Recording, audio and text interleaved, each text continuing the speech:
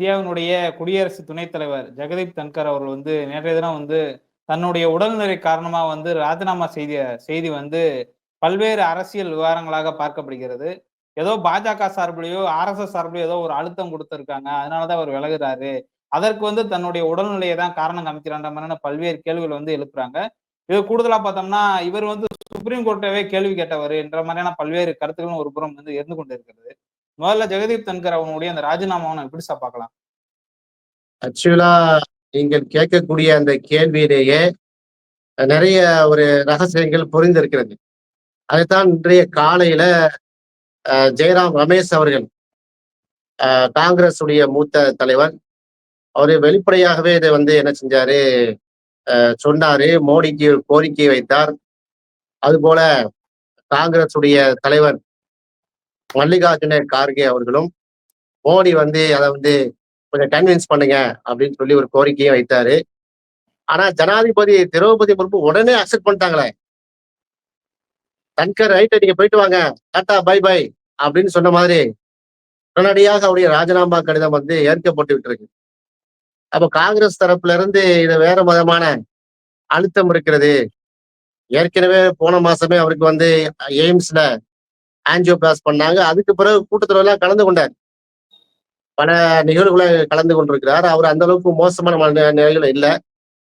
ராஜினாமா கடிதம் அவர் கொடுக்கிறதுக்கு முன்னாடி ஜே.பி. நட்டா அவர்களும் பாராளுமன்ற விவகாரத்துறை அமைச்சர் கிரண் ரிஜிஜு அவர்களும் 1 மணி நேரம் அவங்களை என்ன செஞ்சிருக்காரு, சந்திச்சு பேசியிருக்காரு. அப்படி பேசப்பட்ட ஜெகதீப் தன்கர் பேசப்பட்ட கருத்து என்ன? ஜெகதீப் தன்கர் அவர்கள் 2 பேர்ட்டையும் ரியாக்ட் பண்ணியிருக்கிறாங்க.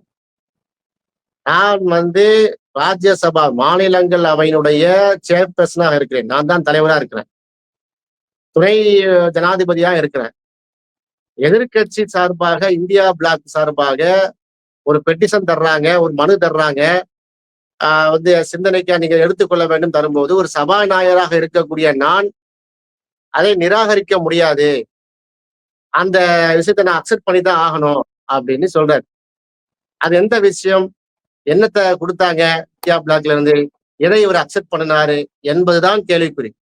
அதுல 2 பேருக்கு வாத பிரதிவாதம் நீங்க என்ன நீக்கிறது, நானே என்ன செய்யறேன், ராஜினாமா பண்ணுகிறேன் என்று திரு தன்கர் அவர்கள், ஜெகதீப் தன்கர் அவர்கள் ராஜினாமா கொடுத்ததாக காங்கிரஸ் தரப்புல இருந்து சொல்கிறாங்க. நம்ம வரக்கூடிய அந்த செய்திகளை பார்க்கும் போதும், இவர் ஏற்கனவே மோடி சர்க்காருக்கு அந்த வேளாண் திருத்த சட்டம் இருக்கு இல்லையா, வேளாண் திருத்த சட்டம் இருக்கு இல்லையா, அந்த புதிய விவசாய சட்டம், அதுக்கு அதை அக்செப்ட் பண்ணல. கடும் போராட்டமாக இருக்கிறது சொல்லி எதிர்கட்சிகளுக்கு நிறைய வாய்ப்புகளை வாரி வழங்கினார். வேளாண் சட்டத்துல இருக்கக்கூடிய என்ன பிரச்சனை என்று சொல்லி நாடாளுமன்ற அவையிலேயே என்ன செஞ்சாரு, ஜெயராம் தன்கர் அவர் நல்ல ஆழமா பதிவு செய்ய சொன்னாரு. அதுல ஏற்கனவே மோடி, அமித்ஷாக்கு இவரை பிடிக்காமல் இருந்திருக்கிறது. இப்படிப்பட்ட விஷயம் எல்லாம் இருக்கிறது. எதிர்கட்சிகள் என்ன சொன்னாங்க, இந்தியா பிளாக் என்ன ஜெயராம் தன்கர்ட்ட என்ன சொன்னாங்க அப்படிங்கிறதா இப்போ கருத்தா இருக்கிறது. ஏன்னா ராஜினாமா பண்ணிட்டார், ராஜினாமா ஏற்றுக்கொள்ளப்பட்டு விட்டது. இல்ல, இந்த ராஜினாமா பண்ணிட்டாருன்னா அப்ப காங்கிரஸ் தரப்புக்கு ஆதரவா இருந்தனாலதான் ராஜினாமா பண்ணிட்டாரா, இல்ல பாஜக தரப்புல இருந்து ஏதாவது ஒரு அழுத்தம் கொடுத்தாங்களா, மிரட்டப்பட்டாரா? இல்ல, யாருக்கு ஆதரவும் இல்லை. அவரு நடுநிலையாக இருந்திருக்கிறார். இந்த விஷயத்துல நடந்தது என்னன்னா, குளிர்கால கூட்டத்தொடருடைய முதல் நாள் நேற்று மோடி அவர்கள் வழக்கம் போல இது நாம் கொண்டாடப்படக்கூடிய நாள், நம்முடைய ராணுவம் மிகப்பெரிய வெற்றியை பெற்றிருக்கிறது, பெஹல்காம் தாக்குதல் நம்ம தீவிரவாதிகள் தாக்குதல் நடத்தினாங்க, நம்ம ராணுவம் சிறந்த முறையில பதிலடி கொடுத்தோம், ஆபரேஷன் சிந்தூர்னு சொல்லி பாகிஸ்தானை ஓடம் கூட விரட்டினோம் அப்படின்னு சொல்லி நம்ம ராணுவம் சக்தி படுத்த இருக்குன்னு சொன்னார். 1. 2வது என்னன்னா, ஒரு காலத்துல நம்ம டபுள் டிஜிட்ல பணவீக்க வீதம் இருந்தது, இப்ப 2% தான் பணவீக்கமா இருக்கு அப்படின்னு கருத்தையும் பதிவு செய்தாரு முதல் நாள் கூட்டத்துல. 3வது, 25 கோடி பேரை நான் 11 வருஷத்துல மீட்டெடுத்திருக்கிறேன். இந்தியர்களை எங்க மீட்டெடுத்திருக்கிறாரு, வறுமையில இருந்து மீட்டெடுத்திருக்கிறேன். 25 கோடி பேர் நல்லா சுபிச்சமா இருக்கிறாங்க, வறுமை கோட்டு கீழே இருந்தாங்க எங்கிற கருத்தையெல்லாம் சொன்னாரு. இப்படி சொல்லிட்டு வரும்போதுதான் இந்தியா கூட்டணி கட்சி தலைவர்கள், குறிப்பா ராகுல் காந்தி இடைமறித்து எங்களுக்கு இதுல வாய்ப்பு வேணும், அவர் பேசியிருக்காரு, நிறைய தப்பான கருத்தை பதிவு செய்திருக்கிறாரு, எங்களுக்கு பேசுறதுக்கு அனுமதி வேண்டும் என்று கேட்கும் போது அனுமதி கொடுக்கவில்லை. அனுமதி கொடுக்கலன்னா பேசி முடிட்டோம். சரி பேசி முடிஞ்சவங்க பேசுவாங்க போது இவர் எந்திக்கும் போது நான் ஆப்போசிஷன் லீடர், நான் வந்து எதிர்க்கட்சியுடைய தலைவர், எனக்கு பேச அனுமதி தரணும் அப்படின்னு கேட்டு பேச அனுமதிப்போம் அப்படின்னு சொல்லும் போது பிரதமர் என்ன செஞ்சுட்டாரு, வாக் அவுட் பண்ணி வெளியே போயிட்டார். 2 செகண்ட்ல வெளியே போறாரு. அப்ப ராகுல் காந்தி சொல்றாரு, நீங்க சொன்னதுக்கு எங்கிட்ட கேள்விகள் இருக்குங்க, நீங்க ஏங்க வெளியே போறீங்க என்று ராகுல் காந்தி கேட்க, நேற்று ஃபுல்லா அமளி துமளியா ஆனதை நீங்கள் பார்த்தீர்கள். மல்லிகார்ஜுன கார்கே வந்து என்ன சொன்னார் எந்திரிச்சு, நாங்க ராணுவத்திற்கு பின்னால் அணிவகுக்கிறோம் என்று சொன்னோம். ஆளுங்கட்சி எதிர்க்கட்சி எல்லாம் பார்க்கவில்லை. பெஹல்காம் தீவிரவாத தாக்குதலுக்கு தொடர்ந்து ஆபரேஷன் சிந்து நடக்கும் போது ஒட்டு மொத்தமா நாங்க என்ன செஞ்சோம், ஆப்போசிஷன் அதாவது எதிர்க்கட்சிகள் அனைவருமே, எதிர்க்கட்சி என்ன அனைத்து இந்தியர்களுமே வந்து பாஜகவுடைய ஒன்றிய அரசுக்கு பின்னால் இருந்தோம். அது குறித்து நாங்கள் கேள்வி எழுப்பும்போது இப்படி நீங்க வாக் அவுட் பண்ணி போலாமா அப்படிங்கிற கேள்விதான் வந்து எழுப்புனாங்க. அப்போ குறிப்பா இந்தியா பிளாக் உடைய இந்தியா கூட்டணி கட்சி தலைவர்கள் வந்து என்ன சொன்னாங்கன்னா, பிரதமர் மோடி இப்படி சொல்றாரு, ஆனா டொனால்டு ட்ரம்ப் தானே வந்து மூச்சுக்கு 300 தடவை நான் தான் நிறுத்தினேன், நான் தான் நிறுத்தினேன், நான் தான் நிறுத்தின சண்டையான்னு சொல்றாரு. மோடிக்கு போன் போட்டு பேசினேன், பாகிஸ்தானுக்கு போன் போட்டு பேசினேன், விளங்குச்சா? அவங்ககிட்ட பிசினஸ் தான் ஆஃபர் கொடுத்தேன், உடனே அக்செப்ட் பண்ணிக்கிட்டாங்க. போரை நிறுத்தாச்சு. இந்தியா பாகிஸ்தான் போரை நிறுத்தினதே நான் தான், நான் தான் நிறுத்தினேன், நான் தான் நிறுத்தினேன், நான் தான் நிறுத்தினேன்னு கிட்டத்தட்ட 20க்கு மேற்பட்ட நாடுகளுக்கு சென்று சர்வதேச ஊடகங்களை அழைத்து அவர் கேவலப்படுத்திட்டு இருக்காரு. இதை பற்றி மோடி ஏன் மௌனம் சாதிக்கிறார்? இதான் வந்து எதிர்க்கட்சி தலைவருடைய கேள்வியா இருந்துச்சு. குறிப்பா ராகுல் காந்தி, மல்லிகார்ஜுன கார்கே அந்த கேள்வியை கேட்டாங்க. அப்ப நம்ம ஒரு சாவரின் ஸ்டேட், இந்தியா என்பது இறையாண்மை உள்ள நாடு. அந்த நாட்டுல தலையிடுவதற்கு டொனால்டு ட்ரம்புக்கு வந்து என்ன உரிமை இருக்கிறது? அப்ப ட்ரம்ப் சொல்லித்தான் மோடி வந்து நிறுத்தினாரா போற?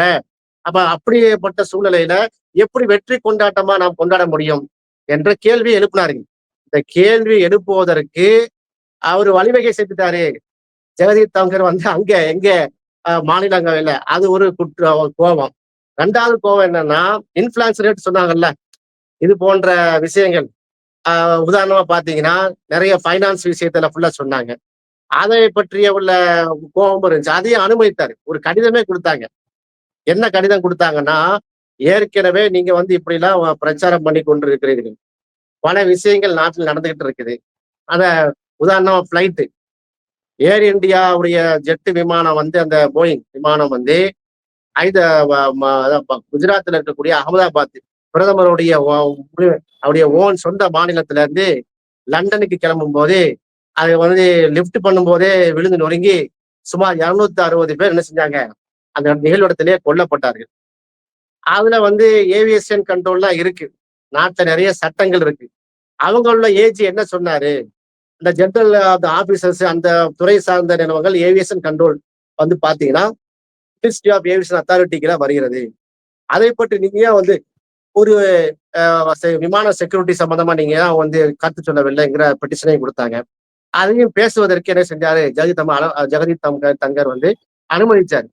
அப்ப இந்த மாதிரி சூழ்நிலையில இவர் என்ன எல்லாத்தையும் அனுமதிக்கிறாரு என்ற கோபம் யாருக்கு இருந்திருக்குது, அந்த மோடி, அமித்ஷா இந்த மாதிரியான பாஜகவுடைய மூத்த தலைவர்கள் இருந்திருக்கு. அந்த அடிப்படையில கிரண் ரிஜிஜு அவர்களும் ஜே.பி. நட்டா அவர்களும் இன்னைக்கு பேசும்போது நீங்க என்ன இப்படி வாய்ப்பு கொடுக்குறீங்க, எதிர்கட்சிக்கு சாதகமா நீங்க வந்து செயல்படுற மாதிரி இருக்கேன்னு சொன்னதாகவும், அதற்கு இவர் வந்து பதில் சொன்னதாகவும், அதன் அடிப்படையில அவர் ராஜினாமா பண்ணிவிட்டார் என்ற செய்திகள் காங்கிரஸ் தரப்புல இருந்து கூறப்படுகிறது. இப்போ ஜெகதீப் தன்கர் என்றாலே நமக்குலாம் கடந்த கால வரலாறுலாம் தெரியும். இப்போ உதாரணத்துக்கு அவர் ஆளுநரா இருக்கும்போது திரிணாமுல் காங்கிரஸை வந்து குடைச்சல்லாம் கொடுத்தாரு. அப்படி இருக்கக்கூடிய சூழலை வந்து நாடாளுமன்றத்திலே கடந்த முறை வந்து பல்வேறு குடைச்சல் கொடுத்திருந்த நபரை வந்து இப்படி திட்டமிட்டு வெளியேற்றுறத நம்ம எப்படி பார்க்கலாம்? இல்ல இப்ப அவங்க திட்டமிட்டு வெளியேற்றினாங்களா, திட்டமிட்டு வெளியேற்றவில்லையா என்பது நமக்கு ஒரு கேள்வி. ஜெகதீப் தன்கர் இல்லாட்டா வேற ஒரு தன்கர் வந்து அமர போகிறார். அவரும் வந்து பாஜக என்ன சொல்கிறோ அதான் கேட்க போகிறார்.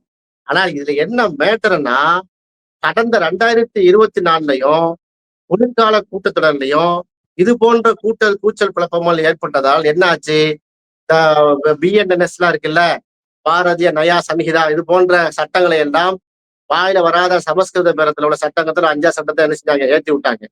அது போன்ற சூழ்நிலை வந்து இப்ப வந்து விடுமோ என்கிற அச்சம் நமக்கு இருக்கிறது. அதனாலதான் ஜெகதீப் தன்கர் வந்து கொஞ்சம் பிளெக்சிபிளா இருந்தவரை தூக்கிட்டு வேற யாராவது ஒரு ஆளை கொண்டு வைக்க போறாங்களா, அண்ணாமலை மாதிரி ஆட்களை வைக்க போறாங்களா, சும்மா தலைப்பு போடுங்களேன் அடுத்த சபாநாயகர் அண்ணாமலை, இப்படி போட்டா சூப்பரா இருக்கும். அண்ணாமலை மாதிரி அங்கே வந்து உட்கார்ந்தா எப்படி இருக்குங்கிற பாருங்க. சரியா?